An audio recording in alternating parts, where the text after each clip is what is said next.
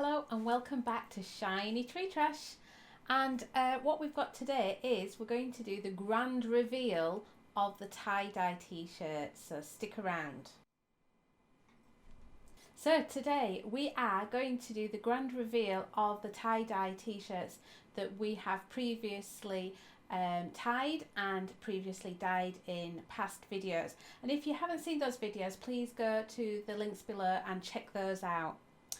Okay, so we have in front of us the t-shirt that we did the pinch-in technique. We did the technique with the bullseye. We did the pleating technique, and then we did the heart-shaped pinch that was a bit of an experiment. So we're going to take a look at these. All I'm armed with today is my trusty scissors. So let's get started. Okay, so we're going to start with the pinching method. So I've got the rubber bands on here. I'm going to see if I can remove some of these off, and if I can, I'm going to cut them. So these t-shirts, just for your information, have they were dyed, which you would have seen in the past video. I then let them dry. I have then washed them to rinse out the excess dye and allowed them to dry just so I don't get dye all over my fingertips. And I've saved them. I've had to use lots of willpower to save them so you guys can check them out at the same time as me. So this is a really fun, exciting bit where you scrunch it open and see what we've got. So this one, as you remember, I tried to achieve like a flower technique, which I'm kind of happy with. I think that's worked well. The bits that I'm not so happy with, if you can see on camera, is where the dye was transferring from my gloves onto the t-shirt. So it's here and it's around the neck, and that's the bit that's not so good. Okay. On the back, it's pretty much the same on the back as on the face. What I'm thinking is that I can go around this with some hand embroidery techniques. I can use some fabric paints and maybe disguise these elements and maybe make some of these more of a stronger design feature. So if you think that looks like a promising prospect, put the comments below. And I can do some hand embroidery, or maybe using some hand painting techniques with fabric paints. So we're moving on now. We have got the bullseye effect.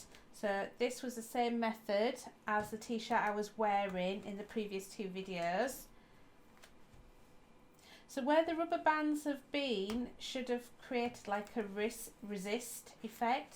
So I should be seeing the fabric under the rubber bands not dyed quite as strongly as the rest of it. So you can start to see that here. Where the creases were as well, you can start to see that it's paler where the fabric was scrunched up.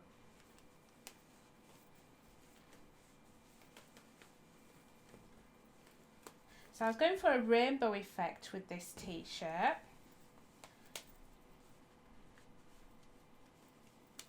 And I think it's kind of nice how the colours have just merged into one another. If you remember, I had wet the t-shirt out previously to dye in with the soda ash solution. The soda ash solution was to create more of an attraction with the dyes to the cotton fibre. But that absorption as well in liquid, in water, allowed the dyes to soak in more evenly to the fibres of the t-shirt. Oh no, look at that. That's pretty lovely, isn't it? I really like that. So let's open it up and see. Ready? Steady? Ta-da! Oh no, that's nice. That's cute. What do you think? Yeah? Happy? I think I've got a little girl that'll be happy with that. That's lovely. I'm really pleased with that rainbow effect across the whole of the t-shirt. I think that works quite nice. That's sweet. So you can see where the t-shirt was pleated and creased, it resists the dye a little bit more. You can see where the rubber bands were, you've got that resistance where the dye can't get into that fibre quite as easily as the other areas. So I like that one, that's good. We'll look at them all together as well. Okay, so this one was the one colour, it was just the blue, and it was the pleating method. I really loved this. When I put the dye on the fabric, go back and check it out, it was a really dark, vivid indigo blue. It's really inky, and the way that it bled into the fabric with it being damp, it looked, in my personal point of view, was pretty spectacular. But now that it's been washed and it's more of a sky blue, I'm not loving it quite the same. I liked that inky indigo deep blue, and the way that it kind of bled out like ink on the fabric, I was really excited about. So not quite feeling the same thing about it now, but let's see what it looks like when it's opened up. It's like Christmas. Nearly there. Someone's done a good job wrapping these rubber bands on here. Get in there. This one's a nice strong one. Oh yeah, do you remember that bit? When I was dyeing it, there was a little bit of contamination from the on the rack that I was using from the previous dye, and I tried to disguise it by putting more ink over the top of it, but that excess ink has since been washed out. Ready, steady. There we go. I don't mind that. I don't mind that. That's kind of cute. I like that it's more deeper on this side and it fades out across the sleeves paler there. I think that works quite nice. I actually like the sort of the lineage as well, going up and down. I think that's very flattering. I like that. Okay, we'll look at them all side by side. So this one, just to recap, if you've not seen the video, was a t-shirt that I'd previously dyed, and I tried to do the pinching method, but pinch it in such a way that it created a heart shape, and then dyed it in like a rainbow effect. But it was one that I did with leftover dyes and didn't have any of this soda ash, so didn't get the same intensity with the dye, so it's kind of a pale version. So I just wanted to rework this by putting it in with the soda ash to get more intense colours, and I think I've achieved that. I've got stronger oranges, I reworked over the blue, didn't have the red, so we did purple. I think I've kind of lost the heart shape, but I'm actually still really pleased with that. Okay, so we'll do a quick review. I'll lay them all out onto the table and we can just look at them and just have a quick review of what we got. Okay, so I am really pleased with the results we've got here.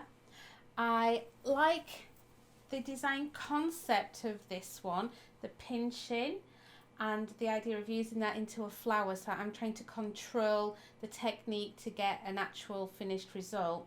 I definitely want to rework this with some hand embroidery and some hand painting. Big tip is make sure your gloves and your apparatus that you're using is absolutely free of any excess dye, because that is what's spoiling this. I think because it's not dyed all over and I've tried to keep a white ground, that white ground is lost, so I just think it spoils it. It doesn't look professional, it looks homemade and a little bit on the tatty side for that reason. But I'm going to work into it to try and add more hand finished techniques, but more so to disguise this. So please watch out for a video on that, because that might be something that you may be interested in seeing. If it is, and you've got a particular idea, do I just go hand embroidery or do I go hand painting with dyes? Put it in the comments below. This one I think is my overall favourite, just for the impact. It screams tie-dye. I love the colours, I love the rainbow effect, but that's because I am truly running on colour. That's how I'm like solar powered with colour. So that really just floats my boat because I just love the impact of it, and it just screams to me typically tie-dye. I like this one just because it's a mono colour.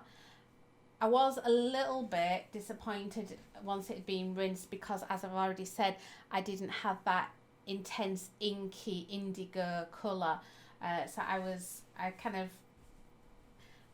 I preempted that I wasn't going to like this one, but I'm actually really pleasantly surprised now that it's unwrapped, and I really do like that it's kind of more intense on one side and fades a little bit paler to the other side. So I do like that. So that's my second favourite. I think out of all of them, my least favourite is this one. I have improved it because it was quite pastel-y and the colours, they were boring before. Don't know what you think. If you saw it in the previous video, you may agree with me. So I do feel like I've improved this, but it's not my favourite, and what I did set out to achieve, the heart shape, I just don't think it's really bold enough. So I hope you've enjoyed watching this video. I think this is a real cool, nifty way of upcycling old t-shirts. For instance, these are just old white PE t-shirts. They're a bit dull, bit boring, and it just gives them a second life, and hey ho, it's all about the environment. So I hope you've enjoyed it. If you have, thumbs up please, so I know that you've liked it. Subscribe, ding that bell if you want to follow for alerts, and share this video. Share the idea that we can upcycle old things and give them a second lease of life, as well as having like enormous explosion of fun with lots of colour and dye and excitement. Okay, so hope to see you soon. Thank you.